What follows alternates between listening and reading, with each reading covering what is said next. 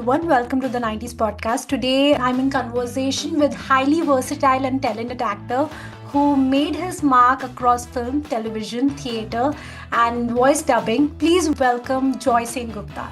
Hi, sir. How are you? Hello. Hi. Thank you so much for joining in today, sir. I was reading about you and I learned that you spent your childhood in Delhi, in Yeah. Kolkata, Uh, and in Nepal. yeah. Would you like to share your childhood memories with us? Yes. Yes. So I span all the decades, 70s, 80s, 90s, and right now in the 21st century, second decade or third decade, so to say. My absolute childhood, like I was born and my first glimpse of the world around me was in Calcutta in the 70s. It was a turbulent time, but it was also a beautiful time because 70s Bengali legacy was of brilliant poetry, theater, music, great cinema, what have you. I was a tiny tot, but that legacy kind of flowed into my vein through my parents and the stuff that my parents used to watch. So my mother was a practitioner of light classical music. My father was a big lover of poetry and literature. Uh, and all around us was this atmosphere of intellectual discussion and debate about everything, whether it's cinema or mythology or politics or whatever. It was all around me. So the very, very first kind of you can say influence that I had when I opened my eyes, when I saw the sights and the sounds that entered my persona was all this, that kind of poetry, that kind of music, that kind of discussion, everything. And then my father, he was a government official, got transferred to Delhi. So we moved to Delhi. Again, Delhi was going through a turbulent time. It was going through emergency, political emergency. But Delhi of the 70s and 80s was very different from Delhi of now. Today, Delhi is very cosmopolitan. It is very infrastructurally super urban and, like a big metro city. At that time, Delhi had still retained its old world culture, which came from old Delhi. Old Delhi was the original Delhi, the old world culture. Then there was the new Delhi, which was the British made sort of a city. So that was also, that legacy was, of course, there. So the British Delhi and the old Delhi, which was the Delhi of Mirza Ghalib, as you can say, and the new Delhi, which was the Delhi of bureaucrats and politicians. So both existed very well at that time. Delhi was not an industrial city on those days. So there was a huge population of working class people and migrants who had come from West Pakistan, the Punjabis who had come from West Pakistan to Delhi, Bengalis who had come from East Pakistan, which is Bangladesh, to Delhi. So the Bengali community, which I belong to, was pretty large because of the East Bengali community. And I'm an East Bengali myself. My family's legacy goes back to East Bengal.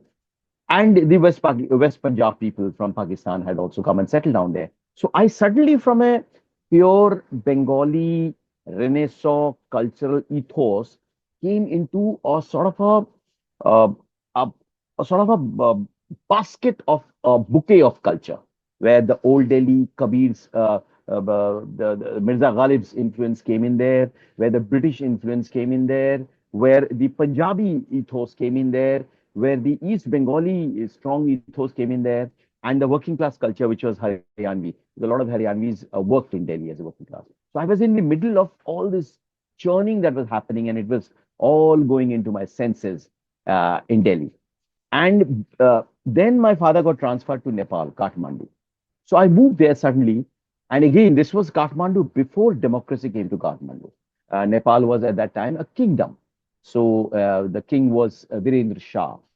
And it looked like a very peaceful heaven, you can say, surrounded by mountains from all sides. There was a certain Chinese influence because Nepal bordered China, huge Indian influence because Nepal bordered India.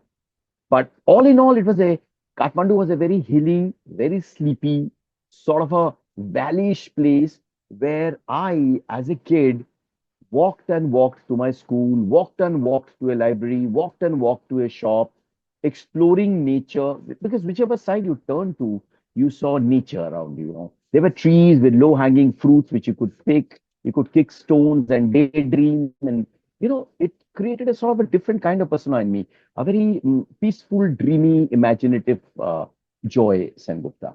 And I turned into a complete bookworm over there, storybook worm. So I kind of dived into storybooks and traveled the world through storybooks. So my imagination and my ability to get into stories started then.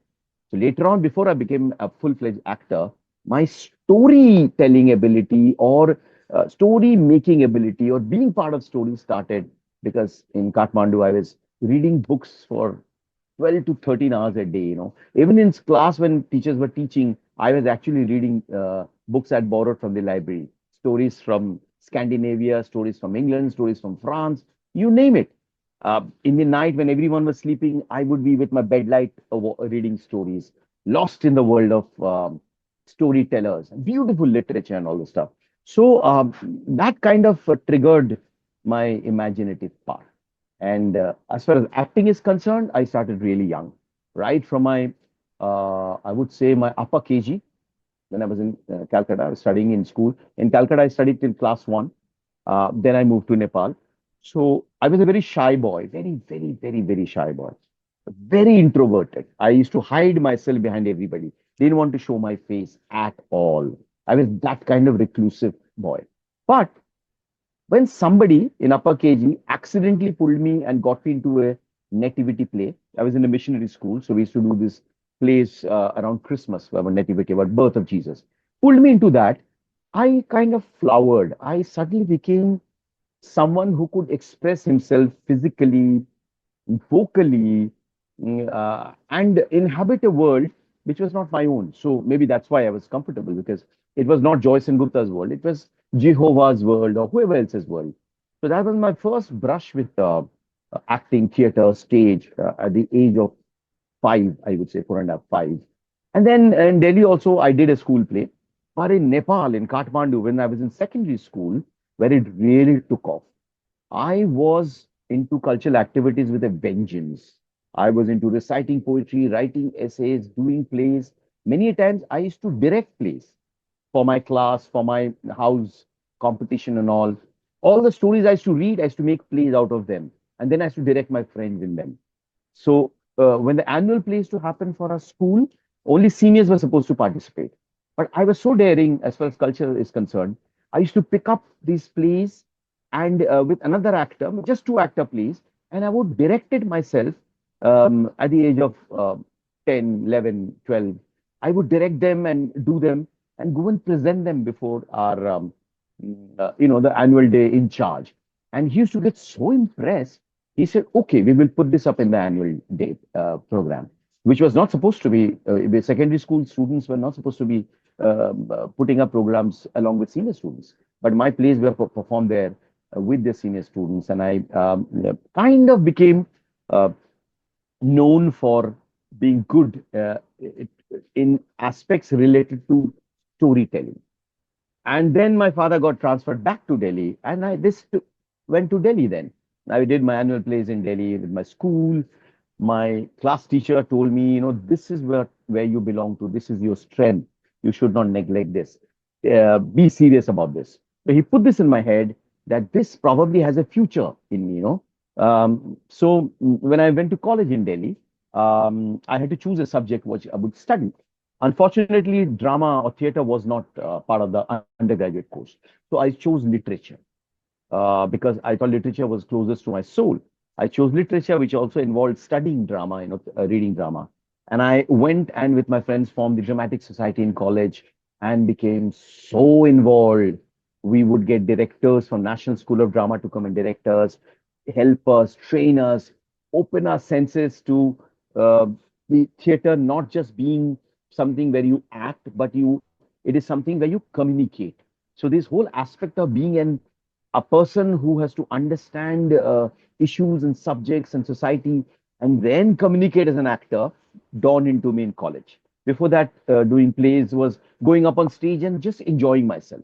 But now it was not just enjoyment, it was a responsibility that you have to go there and communicate to so many other onlookers, viewers, what the playwright is trying to say through the play. So my real training started, you can say, in college itself. And then, of course, I did my postgrad in diploma in theater studies and professional and so on and so forth. Then just correct me if I'm wrong. You started Yeah. acting journey with a theater group, Jana Natya. Jannatya Manch. That Yes. was one of them. I had my own theater group which I had formed just after college. My college dramatic society, we turned it into a theater group and registered it called Act One. So I gave the name Act One. Act One went on to become a legendary group also, because in Act One, very soon people like Manoj Bajpayee, Piyush Mishra, Ashish Vidyarthi, Gajraj Rao, Sujit Sarkar, Imtiaz Ali, they all came into that group. Um, so I, with my friends, started the group, and then I was taking a workshop with Manoj Bajpayee for Delhi Science Forum. We were taking a workshop on theatre using minimum science as a theme, and so Manoj was doing a wonderful play at that time, two plays, and they didn't have a group. Would we borrow your group? Your to do art theater. So I said, okay. So they performed under Act One, these two plays, which became very successful. So very soon they became part of the group, and Act One became all of them. While I moved on to become also a street theater activist. I joined Jannatya Manch. I was drawn to Jannatya Manch. I was drawn to Jannatya Manch's director, proprietor, Safdar Hashmi, late Safdar Hashmi. So Safdar was this visionary man who used to take issues of people, connected to the issues which came from people's lives, made them into plays, and he took them to people. Because he said, if people don't come to theater, let's go to them. So there are lots of people, like 85% people in North India don't go to theater. Theater is generally patronized by elites, middle class, upper middle class people. So Safdar said, what about the other people who need to see theater, understand theater, enjoy theater? But what kind of theater will they understand? If you do Shakespeare or Chekhov with them, probably they will not understand, because they come from a different strata of society. So we would do plays which is concerning their life, issues concerning their life. So those were the kind of plays we were doing in streets, in villages, in working class areas, at the factory gates, outside colleges. And it was a very free flowing, open sort of a movement, which I became part of very passionately. And it kind of lifted me up as a human being. I was no more just a self centered actor, just trying to show off my acting. I suddenly became a well rounded human being with concerns for humanity, which I could channel through my art. Your first film was with Govind Nihalani, Hazaar Yes, Chaurasi Ki Maa. The film yes, yes. explores a theme like motherhood, patriotism. How was your Yeah. experience working in that project? Well, funnily, the story is very And how interesting did you because, get that part? yeah, so the story goes back long in my school days.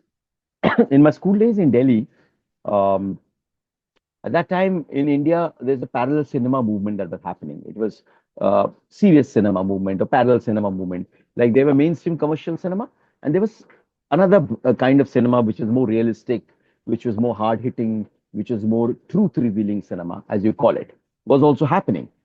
So while I was being brought up in the era of Amitabh Bachchan, the angry young man, and all of that, and also other stars and stuff. I was slowly getting attracted to the parallel cinema.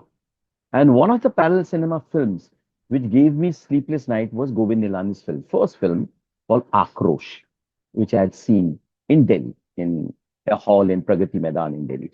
And I was so disturbed by the film, the plight of a tribal who is persecuted by the entire machinery of a state, from police to judiciary to everybody, were uh, targeting this tribal who was basically innocent. And the lawyer who, while fighting, defending the tribal, learns about his plight, could not save him but kept on fighting. So, I couldn't sleep that night, seeing the helplessness of uh, of very real India. This was real India. This is not just some fancy fellow student from fancy school. This was the real India. And I saw the helplessness of the lawyer. I said, oh my God. A well-educated lawyer could not help defend this guy. So how do we make a better society when it is so unequal in a way? So this kind of uh, disturbing, provocative realism um, made me feel that okay, if I ever in my dreams work in cinema, why not this kind of cinema? Why not this kind of director? Which is Govind Nihalani. Then many years later, when I was studying theater, specializing in acting, uh, I think I was in my final year when I went to Bombay, Mumbai. Just like that, it was a kind of a casual visit, and I learned that Govind Nihalani was in a particular set in Mehboob Studios in Bandra. He's directing a film over there or an ad film. I don't remember exactly. So I thought I need to meet him because his films have kind of given me a different kind of motivation in life. All his films, Akrosh, Ad Satya, Tamas, Aghat, all those films have kind of changed my uh, uh, perspective. So I went to meet him over there. He was there, and he met me very nicely. I spoke to him. He said, "Oh, you are a theater student. Very good. I'm going to do a film, telefilm based on a play. Maybe you should leave your CV or photograph. It will be nice if you can do." I said, "Okay, great, sir." I left something over there and left for Delhi. Went back to Delhi. Gone. That was 7, 8 years passed. Nothing. No news. Nothing. I also forgot about it. Then I was in Chand. I came to Bombay and I did my first play in Bombay, and it had a very good audience, good reception, everything. I went out to Chandigarh at that time for a summer workshop. I was taking a summer workshop with children, and I got a phone call there in Chandigarh from Bombay to the Punjab University drama department that somebody from Govind Nihalani's office is looking for you. They found out you are in Chandigarh, so they reached out to us and asking you when will you be coming back to Bombay. I said, what happened? Anyway, so I went back to Bombay. I went to Govind Nihalani's office, and he said, "Are I came to see the play in Bombay which you acted in, and I really liked you. And there's one particular character that I've been uh, having trouble casting, you know." So I saw you, and there are a couple of other people recommended you, and I felt, yeah, he's right for the part. So why don't you audition for this? Will you audition for it? I said, yes, I will. So I auditioned for the part, and then I got the part in the Govind Nihalani film. The same Govind Nihalani whose films had awakened me as a teenager, same Govind Nihalani I met as a drama student and hoped to work, and then forgot, and then same Govind Nihalani. And by the way, the writer of the novel on which the film is based, Mahashweta Devi, is a great influence on me. I've been a huge fan of Mahashweta Devi's writing, her activism. She's again a writer activist. She's an activist for tribals, for environment, for the downtrodden, and she writes about them beautifully. Magsaysay Award winner. So yeah, so all these compositions came together. Imagine Govind Nihalani, Mahashweta Devi, two big influences, and Jaya Bachchan, who started a journey from Sati Trace films as a kid, and went on to enthrall us as Goody. And so and her comeback film. So all these three elements came together, and I just happened to drop in. Were you nervous at that point of time when you heard you're going to be working with But such no, legends? yeah, nervousness is always there. You see, nervousness is more in a public sphere. I remember that time when the Moharat was happening. I didn't know the value of Moharat. I went dressed up very casually. I didn't dress up for the Moharat or anything. I went up dressed up very casually. I reached a bit late, and when I got there, I couldn't enter the studio because it was full of press and the media people. They had blocked that place off because Mr. Bachchan had come to give the Moharat shot, and Abhishek had come. So Abhishek was a student in those days. He was not acting as of now, but I think he had finished his studies. So he came there to support his mother. So there was this media people had blocked it off. Nobody knew me. Nobody gave a damn who I was. So I was trying to get through and I couldn't. And I heard Govindji's voice, Joy kahan hai? Joy kahan hai? And I said, Sir, main yahan hu, yahan hu.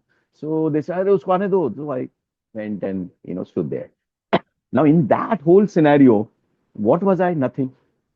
So in that scenario, it's not my comfort space because it's a space for media, press, and limelight and all that. I'm not very comfortable with that. But when that got over, and they all left, and we were shooting a scene. There I'm comfortable because that is my space where I will focus on being the part, on doing the character, of delivering what is needed in the scene. So that is my space. That is where that in that space I'm not very nervous.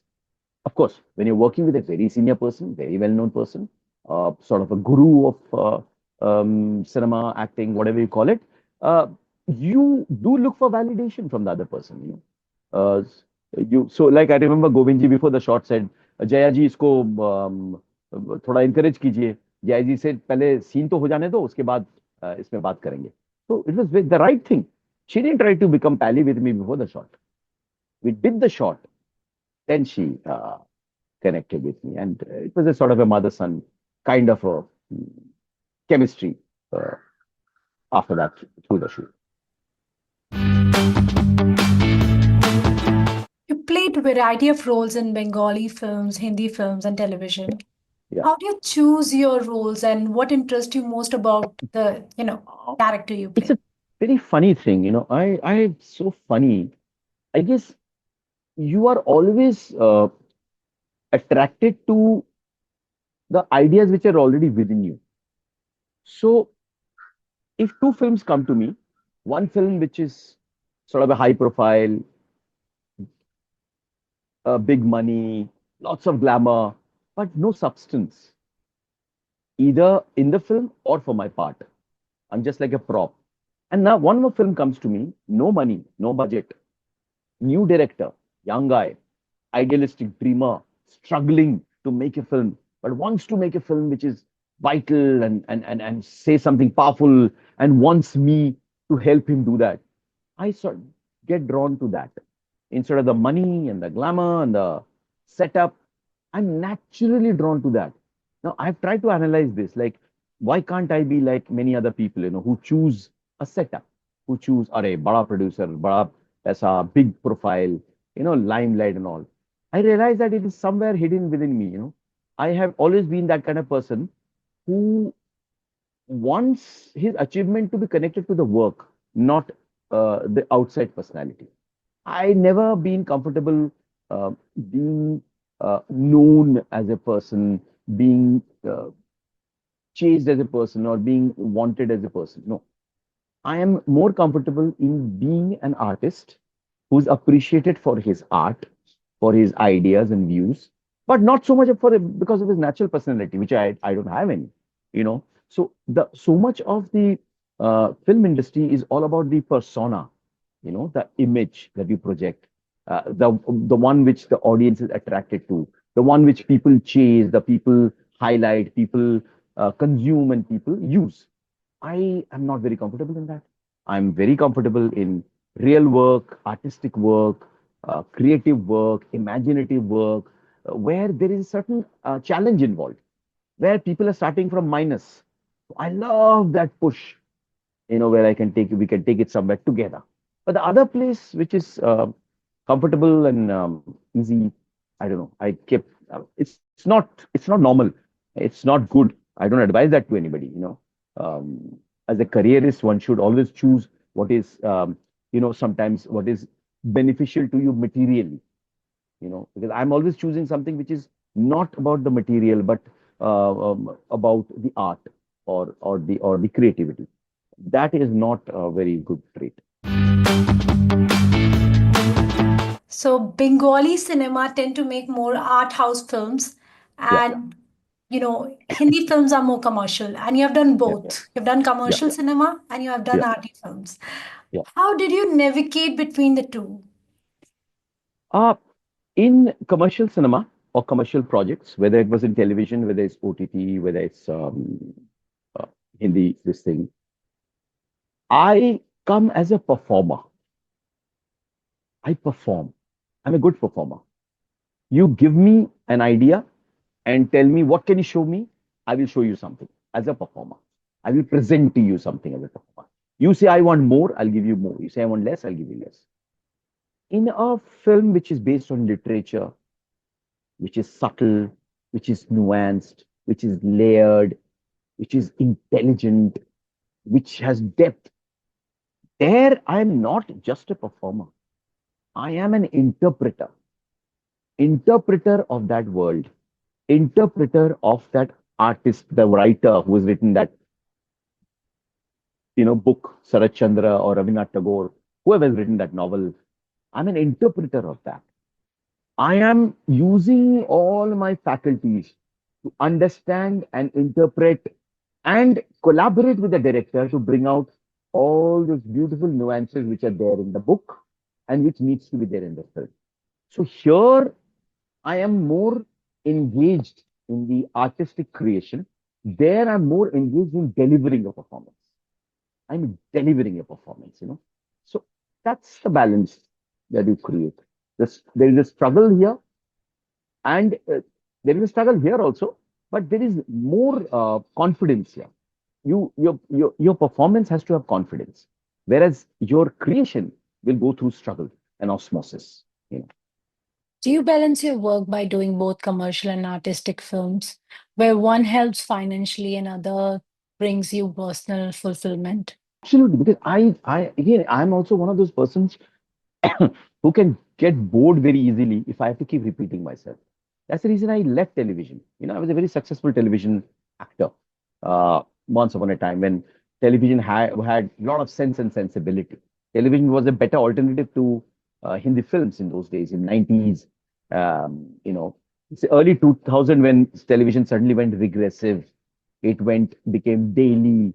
It became about Saas Bahu, women's politics within the house, the girl trying to get the boy, who will get married to whom, who will sabotage whose marriage, and all these crazy, regressive, utopian joint family ideas and traditional mumbo jumbo came into television. And I left television overnight. Overnight, I left it because I didn't want to be part of that. The reason was that I can't be doing this day after day after day after day after. I cannot be selling this sort of material day after day. I cannot be part of this whole uh, business of consumption. Oh, लोग तो ये देखते हैं तो यही बनाना है. People love this, so we will give them this only. The consumer sort of a process. I didn't want to be part of that. So that's the reason I left that. And I chose to be part of a much more difficult life as an artist. So my theater picked up much more. I was performing in UK, in US, in Australia, for cross-cultural audiences. I was performing, I was doing parts of Mahatma Gandhi in one play, Dalit in another play. So I was doing challenging parts in theater. I started working, I started doing radio plays for BBC, for Channel 4, who were suddenly doing India-centric stuff. They did Suitable Boy, Vikram said Suitable Boy for Channel 4. I did that. They did a 5th century Sanskrit classic called Mritchakatikam in English called Pearl is Pearl. I did that. And then I became part of Bengali cinema, which again, I used to select, I used to do once in 2 years or 3 years, very selective work. And I started doing that. And commercially, I started getting a lot of ad commercials. So because I was very good in performing, so I started getting ad commercials. I started doing that. I restarted teaching thing. I started taking workshops and stuff like that. My voicing work, which I used to do once upon a time, came back. So I got into voicing, and then the digital media took off. The OTT took off. So the initiation into digital media also happened. So one medium goes down for me, two other mediums came up for me. So it just kind of universe kind of creates a wonderful mosaic of pattern for me too. So, is there any project or role that is especially close to your heart and had a significant impact on your career? Well, I would say when I played Gandhi in the play Sammy, for which I got the Best Actor award nationally in Mahinda Excellence Award, that kind of gave me another direction in my life. Till then, I was not really a big fan of Gandhi. I was a sort of a slightly revolutionary, radical, seize the day with your hand and stuff like that kind of person. When I started studying Gandhi, revisited Gandhi, I suddenly realized, oh my God, your understanding of humanity has to be much larger. It has to have the essential elements of kindness, forgiveness. You must hanker for peace and harmony, without which you will never have a stable world, a stable universe, a stable society.